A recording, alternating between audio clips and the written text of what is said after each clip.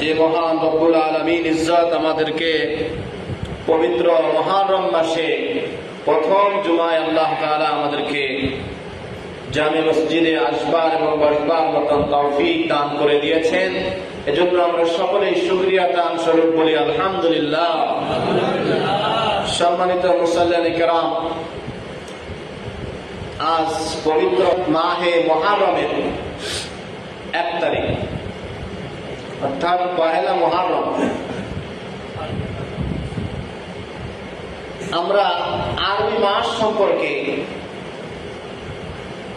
খুবই অল্প,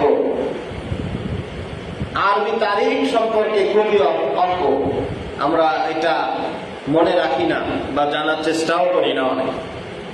কিন্তু এজ এ মুসলমান হিসাবে, আমি একজন মুসলিম হিসাবে, আমাকে ফুকায়ে কেরামগণ বলেছেন যে মুসলমান হিসাবে একজন মুসলমানকে অবশ্যই আরবি তারিখ তার মনে রাখতে হবে এবং গণনা করতে হবে। আরবি তারিখ এটা মনে রাখা,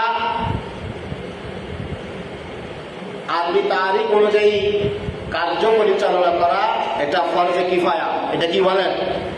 ফুকায়ে কেরামগণের মতে ফরজে কিফায়া। কারণ